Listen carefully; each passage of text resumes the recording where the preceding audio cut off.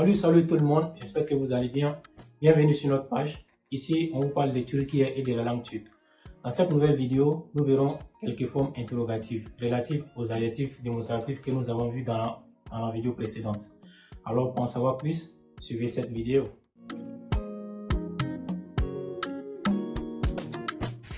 Nous allons tout d'abord commencer par ne et kim. On utilise ne pour demander une chose et kim pour demander les personnes. Ne, ça veut dire en turc quoi et kim, ça veut dire qui. Donc, la première forme interrogative que nous allons voir, c'est qu'est-ce que c'est?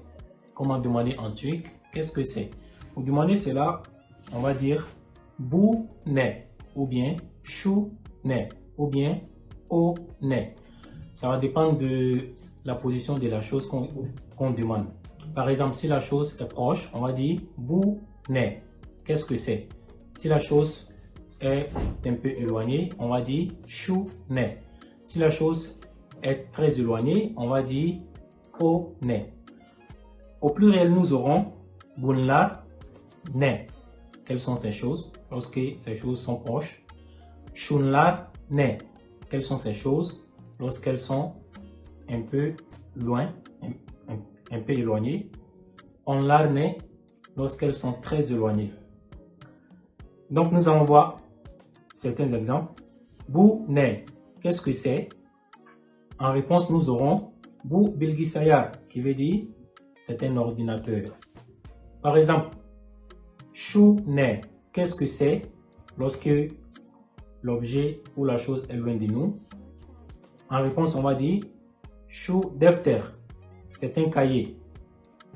On a o ne pour une chose qui est très loin de nous. On va dire o fincan. C'est une tasse. Donc, vous pouvez voir les exemples, les autres exemples avec les pluriels. Bunlar ne, şunlar ne, onlar ne. Par exemple, nous avons bunlar elma. Ce sont des pommes. Şunlar kuş.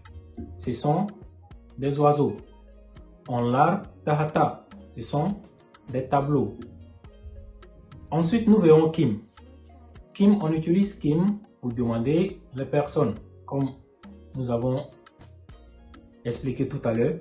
Donc, lorsqu'on dit bu kim, qui veut dire qui est-ce, şu kim, qui veut dire aussi qui est-ce, o kim, qui veut dire aussi qui est-ce.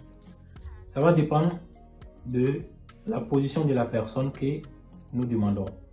Donc, nous avons au pluriel bunlar, şunlar, onlar kim. Qui sont-ils? Ça veut dire qui sont ces personnes. Par exemple, nous avons bu kim, qui est-ce? On va répondre bu police, c'est un policier. Nous avons şu kim pour une personne qui est un peu éloignée de nous. On va dire şu postacı, c'est un facteur. Après, nous avons o kim, une personne qui est très éloignée de nous. On va dire c'est un chanteur. O şarkıcı, c'est un chanteur. Donc, on a aussi les pluriels bunlar, şunlar, onlar kim. C'est-à-dire qui sont ces personnes, qui sont-ils? Donc, nous avons bunlar kim, qui sont-ils? On a comme réponse bunlar öğretmen, ce sont des enseignants. Şunlar kim, pour des personnes, pour plusieurs personnes qui sont un peu éloignées de nous. Qui sont-ils? On va répondre şunlar avukat, ce sont des avocats. Onlar kim, qui sont-ils? On va dire onlar mühendis, ce sont des ingénieurs. Ensuite, nous aurons me, mi, mu et mu. On utilise me, mi, mu, mu pour poser des questions auxquelles on répond par oui ou non. Il change en fonction de la dernière voyelle des mots qui les précèdent. Donc, lorsque la dernière voyelle du mot est A, E, donc on va mettre me. Lorsque la dernière voyelle du mot est E, I, on va mettre mi. Lorsque la dernière voyelle du mot est O, U, on va dire mu. Lorsque la dernière voyelle du mot est E, U, on va dire mu. En exemple, nous avons par exemple Bu masa mı? Est-ce une table? Bu masa mı? Ici, le mot masa, la dernière voyelle du mot c'est A, donc c'est pourquoi on a dit me. Donc on va répondre par oui ou non. Oui, ça veut dire en turc evet. Non, ça veut dire hayır. Donc on a comme réponse evet, oui, bu masa. Oui, c'est une table. Hayır, hayır. Hayır, non, bu masa değil. Ce n'est pas une table. Autre exemple, on a şu kedi mi? Est-ce un chat? Evet, şu kedi. Oui, c'est un chat. Hayır, şu kedi değil. Non, ce n'est pas un chat. Après, nous avons o doktor mu? O doktor mu? Est-ce un docteur? Ici, on a dit mu parce que la dernière voyelle du mot, c'est o. Evet, o doktor. Oui, c'est un docteur. Hayır, o doktor değil. Non, ce n'est pas un docteur. Après, nous avons bu yüzük mü? Est-ce une bague? Le mot bague yüzük en turc.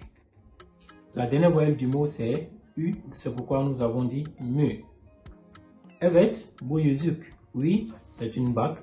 Hayır, bu yüzük değil. Non, ce n'est pas une bague. Après, nous avons ici des questions relatives au lieu. Donc, pour cela, on va utiliser burası, neresi. Şurası, neresi. Orası, neresi. Donc, on utilise burası neresi, şurası neresi, orası neresi pour demander un lieu. Par exemple, on va dire burası neresi pour un lieu qui est proche de nous, qui veut dire ici c'est où. Şurası neresi, là c'est où pour un lieu qui est un peu éloigné de nous. Orası neresi, là et là-bas c'est où. Exemple, on va dire burası neresi, ici c'est où. En réponse, on aura burası Paris. Ici c'est Paris. Exemple, pour un lieu qui est un peu éloigné de nous, on va dire şurası neresi, là c'est où.